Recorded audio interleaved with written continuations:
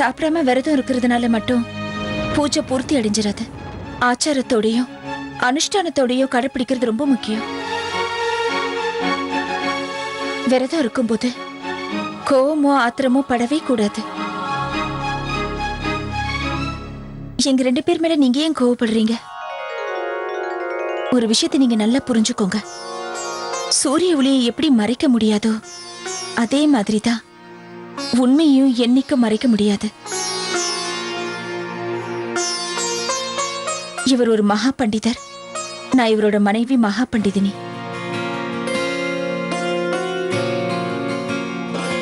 என்னைக்கு உறவு உண்மையானதுன்னு எல்லாரும் புரிஞ்சு ஏத்துக்கிறாங்களோ அன்னைக்கு உங்ககிட்ட சத்தம் போட்டு பேச வார்த்தையும் இருக்காது, உங்களுக்கு இங்க இடமும் இருக்காது.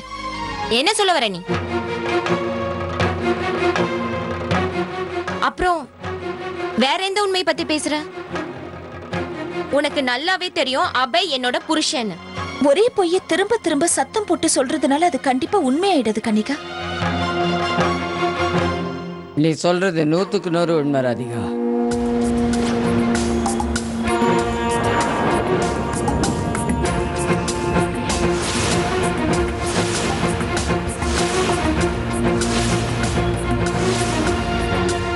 எவ்வளவுதான் பொய்ய முயற்சி பண்ணாலும் உண்மையா மாத்த முடியாது. இந்த நேரத்துல நான் உனக்கு ஒரு சின்ன எச்சரிக்கை விடுறேன். எங்க மாப்பிள்ளை தம்பியோட வாழ்க்கையில மறுபடியும் வீணா குழப்பம் ஏற்படுத்த நீ முயற்சி பண்ணாத.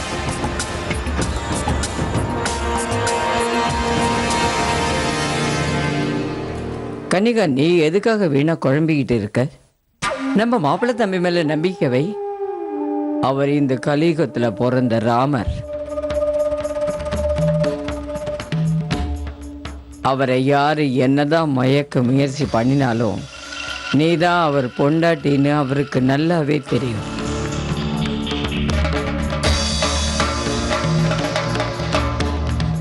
வா.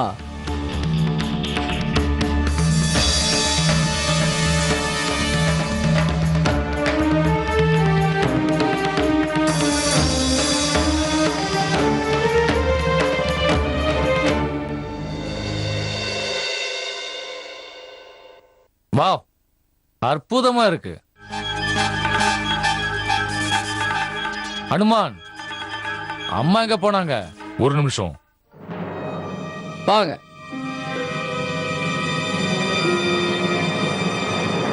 என்னம்மா, என்ன நடந்தது? இப்ப என்ன பண்ணாவ? கேளு உன் தங்கச்சிக்கிட்டே. எத்தனை தடவை எப்படி நடக்கணும்னு நான் இவளுக்கு எடுத்து சொல்லியிருக்கேன். இங்க இருந்து போய் சண்டை போட்டுக்கிட்டு இருக்கா அவகிட்ட. அம்மா, நீங்க அங்க பாத்தீங்களா ராதிகா என்ன பண்ணிட்டு இருந்தான்னு? அவ என்ன பண்ணிட்டு இருந்தா? தேவாவோட பொண்டாட்டின்னு நாடகம் ஆடிட்டு இருந்தாளா? உண்மையான பொண்டாட்டி புருஷன்கிட்ட பேசும்போது நாம அதை பார்த்து கோவிச்சுக்க முடியாது. நான் உனக்கு எதுக்கு அனுப்பினேன்? எதுக்கு அனுப்பினேன்? கடவுள் கிட்டையும் அபைக்கிட்டையும் ஆசீர்வாதம் வாங்கிட்டு வரேன்னு சொன்னேன். என்ன செஞ்ச நீ? நீ போய் அங்க சண்டை போட்டா எல்லாமே மாறி போச்சுன்னா நான் என்ன செய்யறது? நான் சொல்றது நல்ல கவனமா கேளு கனிகா. இதுக்கு மேலே இந்த மாதிரி முட்டாள்தனமா எதுவும் பண்ணாத. நீ ஒழுங்கா விரதம் இருக்கலைங்கிற உண்மை வெளியில யாருக்குமே தெரியக்கூடாது, புரியுதா? மடத்துல இருக்கிறவங்க யாருக்காவது இந்த உண்மை தெரிஞ்சதுன்னா அவர் மகா பண்டிதர் பதவிக்கு பெரிய ஆபத்து வரும். இப்போவாவது நான் சொல்றது புரியுதா?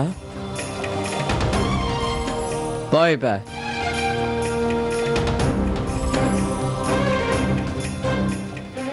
சரி ஜானி. Yes papa.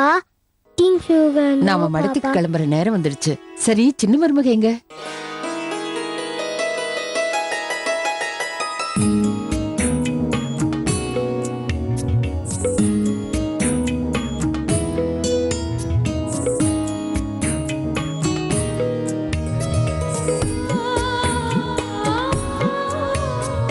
ராதிகா அம்மா, நீங்க இன்னைக்கு ரொம்ப அழகா இருக்கீங்க. அப்படிதானப்பா?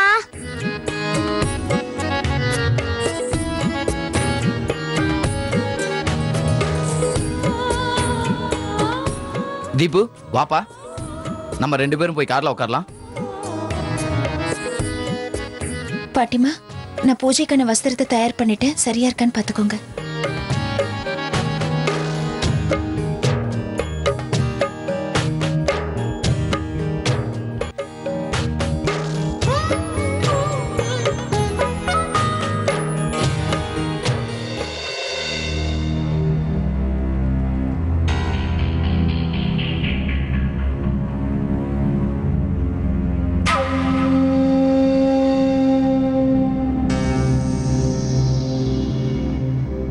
மாப்பிள்ளை தம்பி,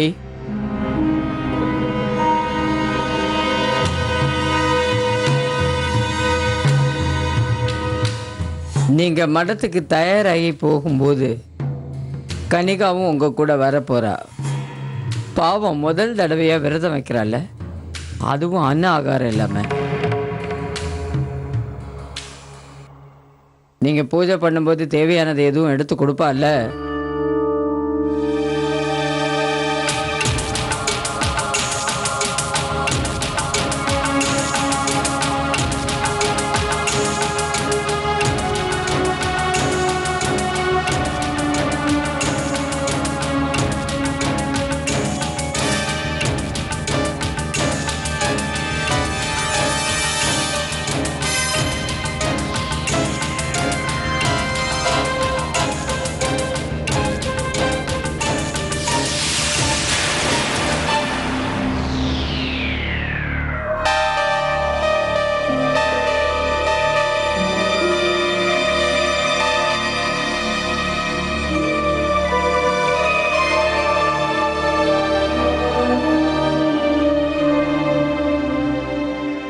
அது கொஞ்சம் மயக்கமா இருக்கு.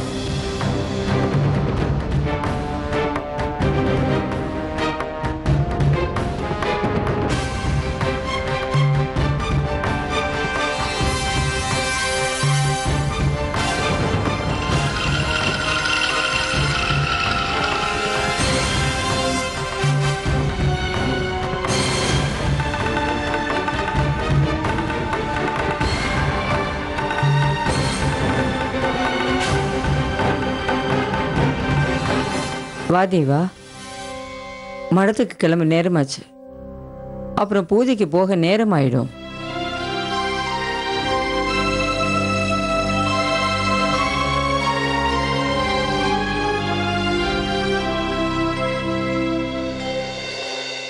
ஓம் பூர்புவஸ்வஹ தஸ்ஸவிதுர்வரேணியம் வர்கோ தேவஸ்ய தீமஹி தியோ யோ நஹ பிரச்சோதயாத். மகான்ஜி, மகா பண்டிதரும் அவருடைய மனைவியும் எங்க காணோம்? வந்துருவாங்க, இதோ வந்துகிட்டே இருக்காங்க.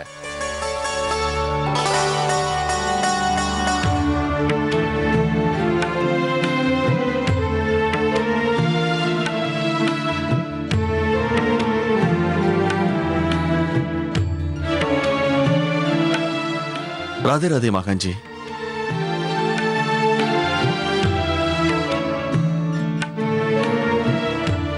இவங்கெல்லாம் யாருன்றத நீங்க சொல்லவே இல்லையே.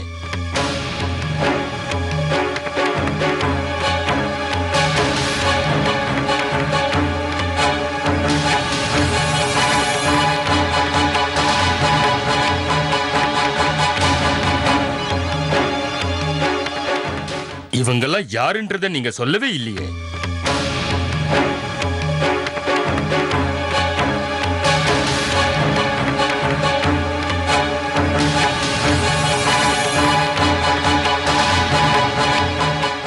இவங்க இங்க தூரத்து சொந்தக்காரங்க.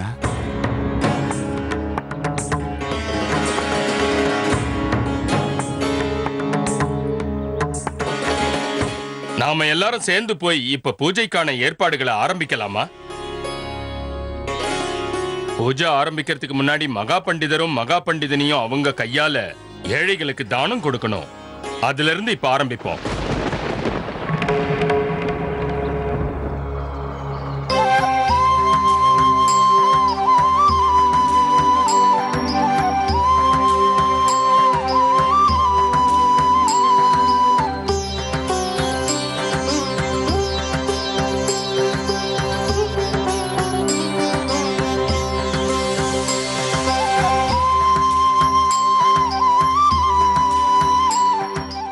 பொருட்கள் எல்லாத்தையும் தேவைப்படுறவங்களுக்கு கொடுத்துடுங்க.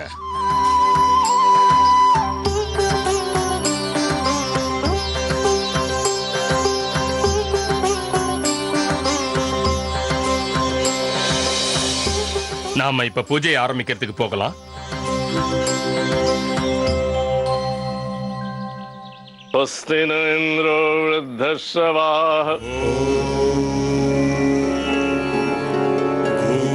भूर्भुवस्वः तत्सवितुर्वरेण्यं भर्गो देवस्य धीमहि धियो यो नः प्रचोदयात्.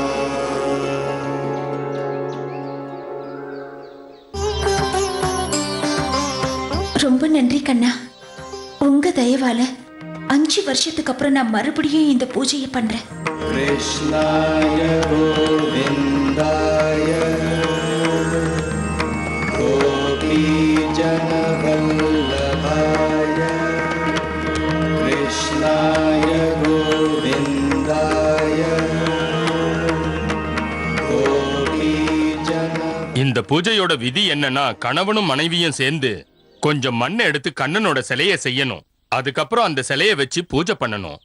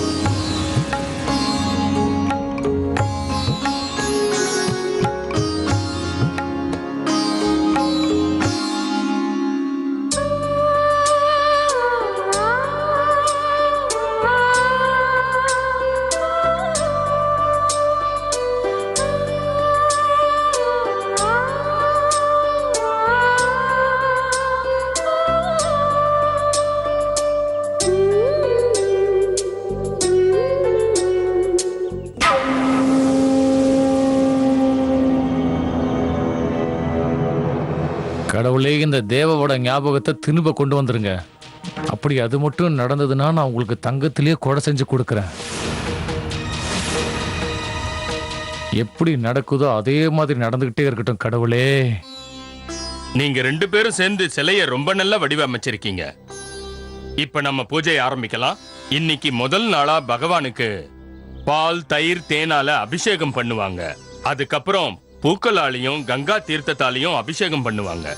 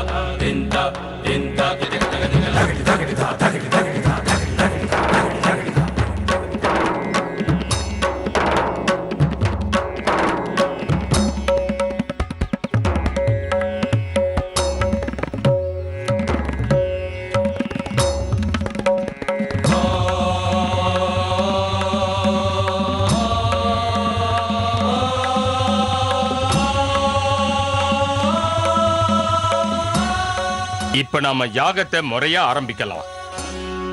அக்னியை இப்ப நீங்க ஏத்துங்க பண்டிதரே.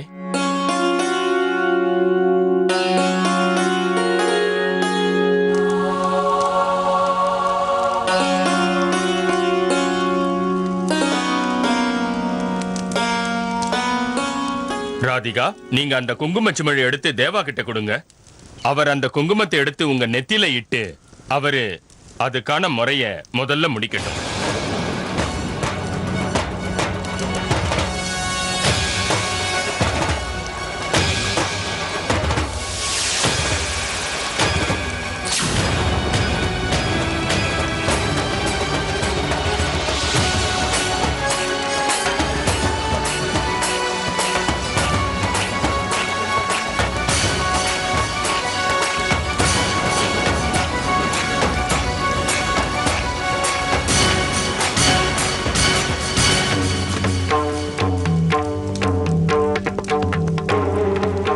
माताराम जी,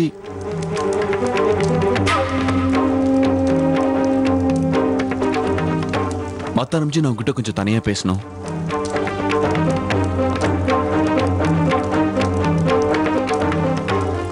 மாதாராம் ஜி,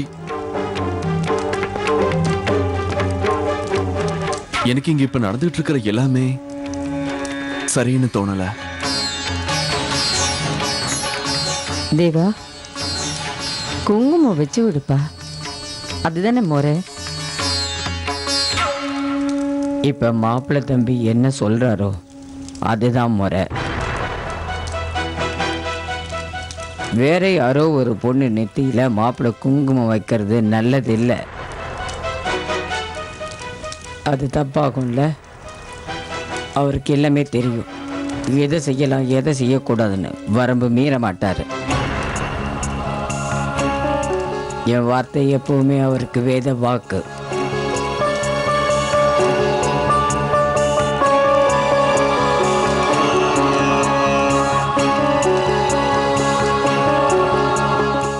தேவா, நீ எதுவுமே பண்ணாம இப்படி யோசிச்சுட்டே உட்காந்துருந்தா அது விதிமுறைகளை அவமதிக்கிற மாதிரி ஆயிடும். நம்ம மானத்தை காப்பாத்த பூஜை நீ ஒழுங்கா பண்ணணும்.